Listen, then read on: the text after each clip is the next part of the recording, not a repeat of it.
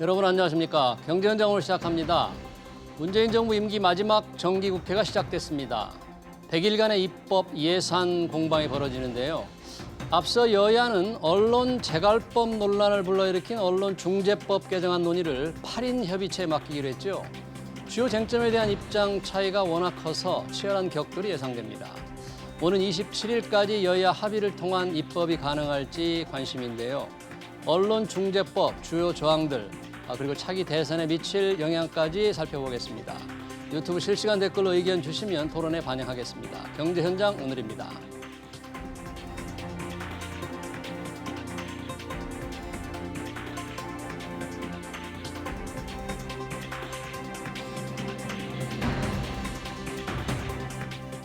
네, 언론중재법 개정안 논란 토론하기 위해서 두 분의 전문가 모셨습니다. 최진봉 성공회대 신문방송학과 교수 그리고 이종근 전 데일리안 논설실장입니다. 두 분 어서 오십시오. 반갑습니다. 네, 저희 경제현장 오늘이 주로 이제 경제 이슈를 다뤄왔습니다. 그러다가 오늘 이게 언론중재법 개정안을 토론하기로 되어 있는데 워낙에 이게 지금 여야 정치권에 민감한 지금 반응이고 또 국정에 영향을 미칠 수도 있고 또 민주주의의 근간인 표현의 자유에도 이 자유를 다루는 문제이기 때문에 저희가 다루게 됐거든요. 두 분 전문가 오셔서 고맙고요. 우선 여야가 일단 언론중재법 개정안 처리를 연기를 했지 않습니까? 네. 그리고 8인 협의체에 맡겼다. 어떻게 보십니까?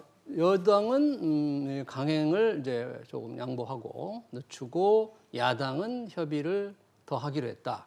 어떤 여야의 속셈이랄까 셈법이 작용했을까요, 실장님? 일단 여당 입장에서 사실 그 한 4년간의 지난 4년간의 개혁 입법이라고 불리는 법안을 이렇게 법사위까지 다 통과되고 본회의 직전에 수기 과정이라고 해서 연기한 건 처음이라고 봅니다. 뭐 경제 3법이라든지 또 예. 검찰 개혁법이라고 불리는 공수처법이라든지 거의 의도대로 사실은 입법을 했거든요. 그런데 이번 건 갑작스럽게 본회의 상정 직전에 한 달간의 수기 과정을 지금 받아들였습니다. 제안을 했고 받아들였습니다. 첫 번째 이유는 여타 어느 법도 이 법처럼 아군이 없었던 적이 없다. 여당을 지지하는 세력이 없다 그런 얘기인가요? 그렇습니다. 여당을 지지하는 세력이라 하면 보통은 뭐 검찰 개혁법이라든지 또 기타 경제 3법이라든지 여기에서는 예를 들어서 민주노총이라든지 혹은 또 검찰 관련해서 수많은 법조계 제야 단체라든지 또 시민단체라든지 이 법을 지지하는 어떤 그런 그 단체나 혹은 시민들의 목소리가 있었습니다. 그런데 이번 건과 관련해서는 보통 함께 모여서 같은 목소리를 내지 아니하는 직능단체나 혹은 이익단체들이 있어요. 신문인협회나 또는 신문편집인협회는 사용자협회라고 보통 우리가 이야기할 수 있고 또 언론단체 중에 뭐 기자협회라든지 여기자협회, PD연합회는 사실 그 안에 구성원들이거든요. 같이 한대 목소리를 보통은 잘 내지 않는데 지금 7개 직능단체가 모두 다 한 목소리를 내고 있고요. 또 언론노조, 민노총 산하 언론노조, 또 시민단체로 지금 이 정권에서 참 활약을 많이 하고 있는 민주언론시민연대, 민언연이라고 보통 하죠. 또 언론학회, 3개의 언론학회가 있지만 언론학회는 언론단체 또 이익과는 다른 입장이잖아요. 언론학회 모두 다 반대를 하고 있죠. 더불어서 참여연대도 반대의 목소리, 변협도 반대의 목소리. 그러니까 이 헌법 교수회, 법학교수회도 반대의 목소리. 마지막으로 외신기자협회와 그다음에 민주당과 굉장히 민주당이 아군이라고 생각해왔던 국제기자협회, 또 국제기자연맹, 국경 없는 기자 이런 외국의 기자 단체까지도 이 법과 관련해서 우려의 목소리를 표명하고 있거든요. 이것이 현 정부가 이거를 그냥 만약에 입법 안으로 그대로 다수결로 밀어붙였다가 사실 아군이 너무 없어서 그 다음부터 경선 국면이라든지 대선 국면이 있을 때 굉장히 불리하게 작용할 수도 있겠다라는 정치적 판단도 개입될 수 있는 어떤 지점이 있다는 것이죠. 이렇게 지지 세력이 우리 최진봉 교수님 지지 세력이 전혀 없는 상태라면 한 달 정도 지금 이제 시간을 벌게 됐지 않습니까? 여당이. 그러면 그 사이에 뭔가 조금 지지 우군을 더 확보할 수 있는 여유가 생긴 겁니까? 아니면 뭔가 근본적인 후퇴가 이루어질까요? 어떻게 한 달 기간의 시간 동안 어떤 일이 벌어질 수 있을까요? 그러니까 지금 아까 이종훈 실장이 말씀하신 것처럼 이게 반대라기보다는 예. 우려를 표명하는 거예요. 예를 들면 언론 노조든 단체들은 예. 방향성 자체를 반대하진 않아요. 그러니까 언론중재법 개정안을 반대하진 않고 예. 왜냐하면 이제 기사나 아니면 언론사들이 허위 조작 정보나 가짜 뉴스에 관련된 여러 가지 실수를 한 부분이 있기 때문에 예. 그 부분을 바로잡기 위해서 언론중재법의 개정은 동의한다. 다만 몇 가지 조항에 있어서 언론의 자유가 침해될 수 있는 위험성이 있고 네. 또 애매모호한 조항들이 있어서 그 부분에 대해서 문제를 제기하고 있는 거거든요. 예. 그래서 아마 이제 민주당 입장에서 그 부분을 바꾸든 아니면 설득을 해야 돼요. 이게 그 우려가 아니라는 부분들을 설득을 해야 되는데 지금 뭐 표에 나오는 것처럼 손해배상이나 고의 중과실 추정이나 기사 열람 차단 청구권 이런 문제가 이제 주요 쟁점들인데요. 이 쟁점들에 대해서 민주당이 생각하는 그 법안의 의미 또 그것이 혹시나 잘못해서 언론 자유를 침해할 수 있을지 없을지에 대한 우려 이런 부분들을 불식하는 게 필요하다고 생각해요. 그러니까 무작정 모든 단체들이 반대다 이게 아니고 예. 기본적으로 이 법의 취지는 동의하지만 언론자유가 침해될 수 있는 여러 가지 조항들에 대해서는 손볼 필요가 있다. 그렇기 때문에 한 달 동안 이걸 얼마나 잘 설득해내느냐가 네. 결국은 이 문제가 해결될 수 있을지 그걸 가름할 거라고 네. 생각이 됩니다. 그러니까 법안의 기본적인 방향에 대해서는 찬성하지만 법안 내용의 일부 조항들에 대한 반대가 지금 있다 그런 얘기인데 네. 그러면 한 달간 협의하기 위한 협의체 어떻게 지금 구성한 멤버들이 결정이 지금 돼가고 있는 거죠? 여야 어떻게 네, 됐습니까? 그렇습니다. 이번에 합의한 내용만 보면 여야 국회의원 동수 그러니까 2인 2인씩 4명입니다. 그리고 여야가 각각 전문가를 추천하게 돼 있어요. 그래서 여당 2명, 야당 2명 해서 전체적으로는 8명이 구성이 됩니다. 그런데 여기서도 좀 우려의 목소리가 있어요. 여야 누가 지금 들어가게 돼 있습니까? 예, 쪽에서는 아직 확정되지는 않아요. 아, 네. 김용민 제가 이제 언론에 나오기는 네. 민주당에서는 김용민, 김종민 의원, 김용민, 김종민 그리고 국민의힘은 최형두, 전주혜 두 분이 최형두, 들어가는 전주혜, 걸로 돼 언론인과 있습니다. 법조인으로 다 구성이 예, 되네요. 예.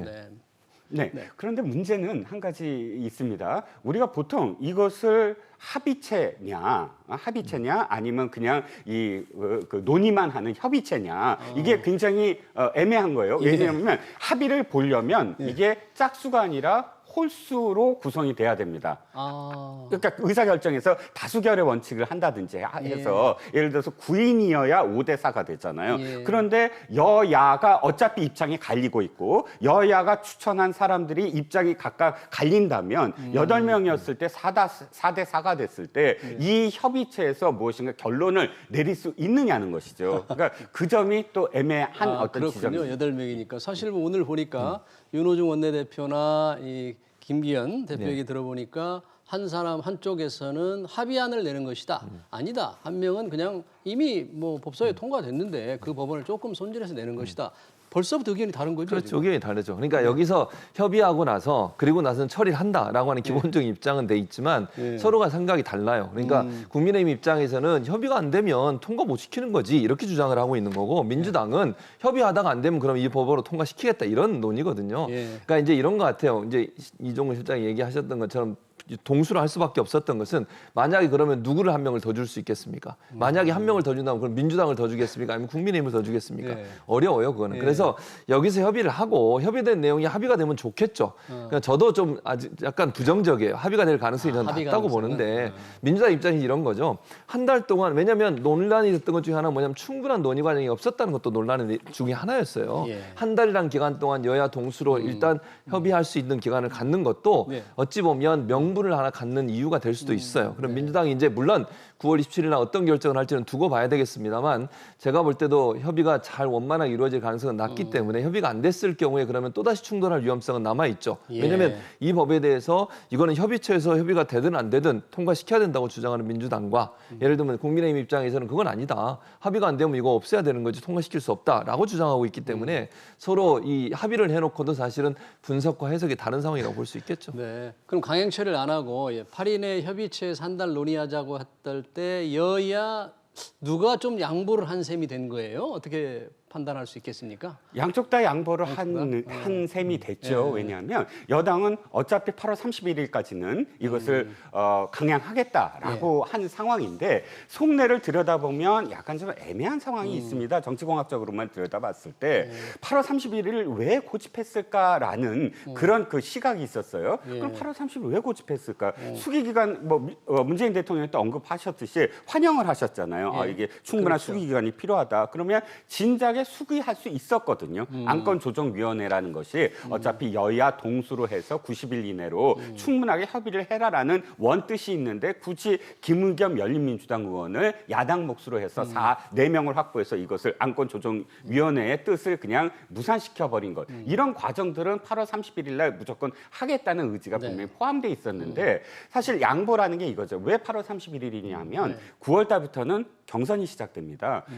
각 당도 그러니까 특히나 민주당 경선은 국민의힘보다 빠르기 때문에 추석 전 9월 셋째 주 이전에 상당히 많은 것들이 결정이 돼요. 그러면 온갖 시선이 다 글로 갑니다. 그리고 9월 27일이라 하면 25일 날 광주 전남 경선이 끝나거든요. 예. 즉 2차 이 중간 결과가 발표가 돼요. 그럼 거의 대부분 광주 전남의 당원들이 굉장히 많거든요. 예. 그건 거의 굉장히 확정되는 어떤 분위기가 돼요. 그러면 8월 31일이라는 건 무슨 얘기냐면 차기 후보에게 부담을 지워지지 않고 현 지도부가 결정을 내릴 수 있는 마지막 기한이었다라는 거예요. 근데 그것을 무너뜨린다는 건 그만큼 변수가 생겼다는 거죠. 이 법이 나중에 그러니까 추석을 전후한 경선 과정에 있어서의 정치적인 어떤 변수가 어떻게 될 것이냐라는 리스크를 떠안고 지금 연기했다라고 볼 수가 있고요. 또 야당도 지금 비판을 받을 수밖에 없어요. 왜냐하면 이것이 지금 뭐 교수님도 말씀하시고 저도 얘기를 했지만 굉장히 우려스럽거든요. 그러니까 여당이 한 달 수기 기간 줬지 않느냐 하고 자신의 안대로 그냥 강행할 가능성이 커요. 그러니까 처리 시한을 지금 못 박았거든요. 예. 그렇기 때문에 직능단체 7개 단체에서 뭐 교수님께서는 일부 법안에 그런 어떤 조항의 내용. 그런 이 변경을 지금 말씀한다고 했지만 이 단체들은 성명을 바로 발표해서 한데 목소리를 모아서 원점에서 다시 시간을 가져라. 처리 시한도 두지 마라. 이 법 자체의 모든 조항이 지금 문제다라고 모든 직능단체가 함께 성명을 낸 거죠. 네. 아니, 모든 조항이 문제라고 얘기한 적은 없어요. 모든 조항이 문제라고는 저는 생각하지 않고. 아니, 그러니까 교수님의 생각과 이 직능단체가 원점에서 재검토하라. 그렇죠. 일부 조항을 변경하는 게 그러니까 문제가 아니다라는 원점에서 재검토라는 말은 그 부분에서 다시 검토하라는 얘기지 모든 조항이 문제라는 걸 전제하고 얘기한 건 아니라고 생각한다는 거예요. 그럼 모든 조항이라는 네. 건 이 직능단체에서 얘기하는 4개 조항인데 예. 지금 여당에서 반대를 하는 건 징벌적 아까 여당에서 밀어붙이자고 하는 유일한 게 징벌적 손해배상제거든요. 나머지 안들은 지금 협상 가능하다는 것인데 직능단체에서는 바로 징벌적 손해배상이 문제다라고 적시하고 있어요. 그러니까 거의 모든 것이지 모든 것이 아니라는 게 그러면 가장 거의 모든 거라고 할 수는 문제가 없죠. 되는 게 지금 방금 말씀하신 대로 이제 징벌적 손해배상 아닙니까? 네. 여러 가지가 있지만 우선 제일 중요한 걸 놓고 협의체에서 과연 여야 간에 이게 좀 합의가 이루어질 수 있을지 뭐 지금 손해액의 최대 5배로 돼 있는데 뭐 배수를 낮추는 건지 아니면 이걸 어떻게 뭐 없앨 수는 없는 것 같고 여당 입장에서는 어떤 쪽의 조정이 가능할까요? 아니면? 저는 기본적으로 그건 없앨 수는 없어요. 없으면 이 법 자체가 그러니까 개정이 필요가 없어요. 그 개정의 가장 중요한 목적 중에 하나가 이제 손해배상 금액을 올리는 거거든요. 그러니까 징벌적 손해배상 하니까 이제 마치 모든 언론들이 이게 5배까지 물린다 이렇게 얘기하니까 5배 안에서 하는 거고요. 원래는 하한선도 있었어요. 처음에 법안에는. 하한선 얼마 밑으로는 못하게. 왜냐하면 이 예전에 언론중재위원회에서 처벌이라보다 어떤 손해배상을 청구할 때는 보통 500만 원, 1000만 원이 넘어가지 않았거든요. 그러다 보니까 기자나 아니면 언론사들이 별로 이 법을 무서워하지 않아요. 실수해도 그냥 뭐 500만 원 벌금 내고 말지 이렇게 하면서 뭐 좀 확인되지 않은 정보도 그냥 막 써버리고 이런 경우들이 있었거든요. 그걸 좀 막기 위해서는 이 그 손해배상액을 좀 늘리자는 거예요. 그게 이제 최대 5배까지 하는 건데 원래는 하한선을 둬서 그러면 뭐 1000만 원이든 3000만 원 그 이하는 못하게 하자. 이것도 없앴어요. 워낙 야당이 반대를 하니까. 그래서 지금 하한선 자체가 없고요. 현재 언론중재법 안에도 피해액에 대해서는 보상을 하게 돼 있습니다. 그 피해액이 얼마인지 산정해서 현재 언론중재법에도. 언론법안에도. 근데 네. 그럼 이 5배라고 하는 건 그 피해액의 5배까지 할 수 있다는 거예요. 예. 그럼 5배가 될 수도 있고 3배가 될 수도 있고 그냥 동일하게 피해액과 동일하게 될 수도 있는 거고. 그걸 결정하는 사람이 누굽니까? 정부가 아니에요. 그 금액을 결정하는 법원이에요. 법원. 법원이? 판사가 얼마를 배상하라고 결정하는 건데 마치 지금 언론사나 이런 야당에서는요. 정부가 만약 그걸 모든 것을 결정하고 얼마를 내라고 결정하는 것처럼 이렇게 자꾸 보도를 하시는데 그게 아니고요. 법원에 가서 법원에서 판단해서 피해액을 산정하고 예. 피해액의 산정에 몇 배를 할지는 법원에서 판단을 하는 거예요. 그러니까 이거는 법관들이 보고 법리적 판단을 해서 이게 정말 피해가 맞다고 생각하면 그 피해액이 얼마를 보상하라라고 얘기하는 거로 결정되기 때문에 이 피해액의 5배라고 하는 걸 자꾸 5배까지 물리는 것처럼 엄청난 돈을 물리는 것처럼 그렇게 오해될 수 있는 기사들이 많이 나오고 있는데 저도 아니라는 걸 말씀을 드립니다. 그 5배까지 물리는 거지 5배를 물리는 건 아니지만 그 5배까지 물릴 수 있다는 규정 자체가 결과적으로 언론의 어떤 보도 위축을 시킨다거나 굉장히 규제를 할 수 있는 그런 것으로 작용할 수 있잖아요. 그걸 걱정하는 거죠.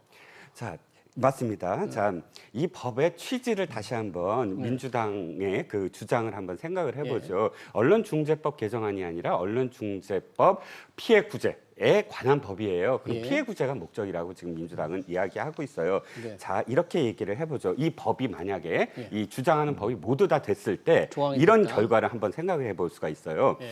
정말로 국민들이 이 그 구제 받을 수 있느냐? 자, 생각해 봅시다. 기업에 갑질이 생겼어요. 예. 그러면 갑질의 한 당사자가 있어요. 당사자가 제일 먼저 이 법에 따르면 할 수 있는 게 예. 소송을 걸 겁니다. 이 법들을 전부 다 했을 때 소송을 걸면 어떻게 되냐면 인용을 못 해요. 다른 언론들이 언론사가. 인용 보도를 못 합니다. 예. 인용 보도를 이 법에 따르면 새로운 어떤 취재를 해서 새로운 사실이 추가되지 아니한 경우 인용 못 하게 돼 있어요. 인용하면 그대로 소송에 다시 걸립니다. 예. 그러면 프라이밍 이론이라고 해서 점화 이론, 어떤 사건이 사실은 사회적 이슈가 되는 것은 한 언론의 기사를 보도한 것이 아니라 사실은 이것이 이슈화되면서 점점 이 시청자들이나 독자들이 관심을 갖게 되고 전 언론들이 뛰어들면서 굉장히 커지게 되는 것이거든요. 점점 취재 영역이 늘어나면서 새로운 뉴스가 더해지면서 사건이 커진다 그런 그렇습니다. 얘기네요. 최순실 사건 한번 되돌아볼까요? 네. 최순실 사건의 제일 처음 발단은 모 언론사의 주차장에서의 인터뷰예요. 근데 그 네. 인터뷰 새로운 사실이 그렇게 많지 않았습니다. 그런데 그 인터뷰 하나가 사실은 굉장히 큰 거를 촉발하게 됐어요. 많은 언론들이 그걸 인용하게 되고 인용하면서 서로 경쟁하게 되고 새로운 사실을 추가하게 되고 하면서 국정농단까지 밝혀내는 어떤 사건이 됩니다. 근데 솔직히 말씀드리면 이 법과 관련해서 첫 번째 차단할 수 있죠. 열람 차단권도 있어요. 기사 하나 올라갔을 때 예. 바로 이 포털에 올라가는 기사 내릴 수 있습니다. 지금은 굉장히 어려워요. 그것들을 하기 위해서는 뭐 증명해야 되고 해서 블라인드까지 가기 위해서는. 그런데 지금 이 법은 열람 차단권이 굉장히 신속하게 포털이 대응할 수 있게 만들었습니다. 기사 열람 그러면 차단 청구권. 네네. 그러면 뭐 아까 말씀드린 기업의 갑질이라든지 미투라든지 실제로 우리가 국민들이나 서민들이 당했을 때 언론들이 그것을 기사화하는 것을 꺼리게 되는 상황. 예. 그러니까 손해 뭐 배상에 다 제외됐다고 하더라도 대상의 문제가 아니라 본인이 직접 예를 들어서 기업에 갑질을 하는 갑의 위치에 있는 사람 또 직장 상사가 뭐 성추행을 했던 사람들 이런 사람들이 아니 증거 제대로 없는데 이런 보도를 내면 어떡하냐 해서 구제한다는 핑계로 언론의 보도를 막을 수 있는 여지가 너무나 많다는 겁니다. 예. 그러니까 일단 이 부분은 예. 이렇게 돼 있어요. 원래는 그러니까 정치인이든 기업이든 모든 사람이 다 제소를 하게 돼 있다가 그게 논란이 돼서 지금 대기업이나 기업들 그리고 정치인들 중에 특히 선출직 공무원, 국회의원, 고위공직자는 제소 자체를 못 하게 돼 있어요. 그거는 제소 대상에서 빠졌죠. 왜냐하면 그게 이제 견제와 비판, 언론이 그런 기능을 갖고 있잖아요. 권력기관에 대해서. 살려주기 위해서. 그렇죠. 네. 그렇게 해서 그걸 빠졌어요. 왜냐하면 이 사람들이 제소를 자꾸 하게 되면 권력에 대해서 비판적 기사를 쓰는 견제 기사가 기능을 못 쓰는 거죠. 그렇죠. 그걸 없애기 위해서 그걸 제외를 시켰고 지금 이제 얘기했던 것 중에 제가 동의하는 부분은 다른 부분이 아니라 예컨대 그 과정에서 빠진 부분이 예를 들면 비선 실세라든지 이런 분들은 빠져 있어요. 그러니까 현직 고위공직자, 현직 정치인에 대해서는 빠져 있지만 만약의 경우에 비선 실태가 있거나 만약의 경우에 뭐 공직은 갖고 있지 않지만 나쁜 짓을 하는 사람이 있을 수도 있잖아요. 그런 경우는 이제 걸러낼 수 없는 부분은 분명히 있는 것 같아요. 그러니까 전체적으로 보면 기업이라든지 아니면 정치인들은 빠져 있기 때문에 대부분의 권력을 갖고 있는 사람들은 제소 자체를 못하게 막아놨기 때문에 비판과 견제 기능은 할 수 있는 방안이 있습니다. 다만 제가 이제 아까도 잠깐 언급해드렸습니다만 비선이라든지 권력을 갖고 있지 않지만 뭔가 권력을 행사할 수 있는 그런 관계가 있을 수도 있지 않겠어요? 그런 부분들이 지금 이제 사각지대로 남아 있는 거예요. 그러니까 그 부분을 어떻게 할 거냐 하는 부분은 논의가 가능하다고 보고 지금 현재 이 모든 게 그리고 또 하나는 최순실 인터뷰나 이런 건 사실에 근거해서 보도한 내용은 제소의 대상이 되질 않아요. 지금 제소한다는 게 뭡니까? 문제가 되는 즉 허위, 가짜 이런 부분에 대해서 문제를 제기하는 것이고 그 기사 열람 차단권도 어디서 결정하면 언론중재위원회에서 결정하는 거예요. 제소한다고 무조건 기사가 다 열람이 차단되는 게 아니고 차단을 요구하면 그러면 언론중재위원회에 모여서 언론중재위원회는 판사, 변호사 그다음에 학자 이런 분들이 모여서 하는 곳이잖아요. 거기서 논의해서 이게 정말로 문제가 있다고 판단하면 열람을 차단하는 것이지 차단 청구했다고 무조건 차단되는 건 아니에요. 교수님 말씀에 한 가지 제가 좀 보완을 하면 제소는 누구나 할 수 있어요. 그런데 징벌적 손해배상에 제소를 못하는 것이고 그리고 두 번째, 자 대기업 임원은 못하게 돼 있어요. 그러면 거예요? 중견기업의 임원은요? 그럼 중소기업은 왜 그 CEO가 갑질을 하면 또 제소 대상이 아닌가요? 대기업과 중견기업과 중소기업이 왜 차이가 있나요? 자, 예외 조항이 많은 법은 사실은 이 보편성이 없는 법안입니다. 여기에 김영란법 제외시켰죠. 이렇게 문제가 되면 하나씩 예외 조항을 두는 건 그 법이 일반적으로 보편적으로 명확하게 해당되지 아니한 부분이 있다는 거예요. 그래서 그런 부분들 그리고 지금 이 허위 조작 보도라는 불명확한 어떤 부분들 만약 제소를 했을 때 허위 조작이라는 게 조작이라는 부분도 그러니까 다시 한번 최소한 사건을 돌아보면 명백한 증거라는 게 어디까지고 어디까지가 허위냐는 거예요. 당한 사람 입장에서는 이것이 이 재판에 가려지면서 최종심까지 가야 이게 허위냐 아니냐가 드러나는 부분도 많거든요. 처음에 아주 미세한 어떤 증거라든지 미세한 어떤 이 인터뷰 하나 갖고도 피해자라고 생각하는 사람은 이거 허위야, 조작이야라고 해서 소송을 걸면 그다음에 우리는 외국같이 저기가 없어요. 외국 같은 경우는 특히나 영미법에 징벌적 손해배상자가 있는 나라는 그런 이 자신들의 어떤 피해를 무조건 회피하기 위해서 이 소송을 남발하는 것을 규제하는 장치가 있어요. 미국의 29개 주만 하더라도 슬랩 제도라고 해서 그 법원이 각하를 시켜버립니다. 너는 이게 진정성이 없이 그냥 네 회피하려고 지금 소송을 제기하는 거야. 그런데 그러니까 외신 이번에 기자 간담회에서도 미국 기자들이 물은 거예요. 당신네들은 슬랩 제도가 있니? 슬랩 제도도 없으면서 어떻게 징벌적 손해배상제를 이렇게 하니? 라고 물었던 게 바로 그 이유거든요. 그러니까 허점이 너무 많다는 거죠. 아까 제가 말씀드렸잖아요. 대기업 외에 그런 그 사각지대가 존재한다고 제가 분명히 말씀을 드렸고 그 부분은 보완될 부분이라고 얘기를 했고 있다고 말씀하셨죠. 또 하나는 허위 조작 정보에 대해서 무작정 비판적 기사를 쓰는 걸 다 허위 조작 정보로 보는 게 아니고 제가 보는 관점에서 허위 조작 정보는 뭐라고 생각하냐면요. 명백한 객관적 사실이 존재하는데 그걸 부인해서 쓰거나 그걸 비틀어서 쓰거나 잘못 보도하는 걸 얘기하는 거예요. 그러니까 상당히 제한적이어야 한다고 저는 봐요. 예를 들면 어떤 상황에 의혹이 있어서 의혹에 대해서 보도하는 것인데 예를 들어서 특히 권력기관에 대해서 그런 부분을 허위 조작 정보로 보면 안 되는 거죠. 그래서 저는 허위 조작 정보라고 하는 것은 제3의 누구가 봐도 분명하고 명확한 사실이 존재하고 있는데 그 사실을 존재하는 것을 다르게 쓰거나 아니면 다른 방법으로 비틀어서 쓰거나 아니면 허위로 쓰거나 이런 경우만 저는 처벌이 대상이 된다고 생각을 하는 거예요. 아니 교수님 제가 다시 여쭤볼게요. 지금 교수님이 한 말씀이 이 법안에 있나요? 그 법안은 없죠. 아니, 지금 교수님은 그러니까 교수님의 생각을 지금 말씀하시는 그러니까요. 건데 지금 이 법안에는 허위 조작 보도라고만 표현돼 있지 교수님의 말씀 나 동의해요. 교수님 말씀처럼 명백한 증거가 아닌 경우 그런 게 저기 있냐는 거죠. 그러니까 그런 이렇게 불명확한 거를 교수님의 해석으로만 그러니까 선의로만 해석을 한다고 치면 허위와 조작에 대한 명확한 개념이 없다. 그게 문제라는 거 아니에요? 네네. 뭐가 허위고 그러니까 뭐가 조작이냐. 헌법위원회 요소가 있는 게 세 가지인데 과잉금지의 원칙과 명확성의 원칙이 있어요.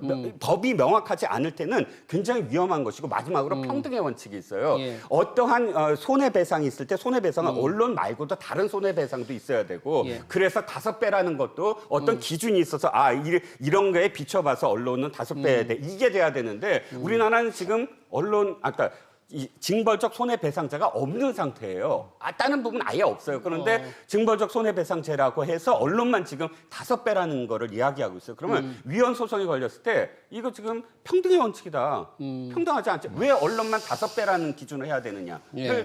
지금 위헌 소송을 걸 수 있다. 제가 네. 얘기했잖아요. 허위 조작 정보라고 하는 정의는 제가 얘기하는 정의라고 저는 생각을 하고요. 네네. 이게 만약에 법에 얘기했듯이 법의 정보, 허위 조작 정보란 이런 거다라고 명시할 수도 있을 것이고 아니면 아까 제가 말씀드렸듯이 이걸 마지막 판단하는 것은 어차피 법원이니 법원에서 판례를 통해서 정의할 수 있다고 생각을 해요. 그러니까 허위 조작 정보라고 하는 부분에서 이해나 예를 들면 그 분석이나 해석이 다양해질 수 있다고 하는 비판이 있을 수 있다고 보지만 예. 그거 자체가 예를 들면 그럼 법에 집어넣어서 그럼 허위 조작은 이런 거다라고 명시를 할 것인지 아니면 정말 재판 과정에서 판사가 이 부분에서 허위 조작 정보를 이렇게 정의할 수 있다라고 정의해서 그 문제를 어떤 판례를 통해서 축적시키든 두 가지 방법이 저는 있다고 생각해요.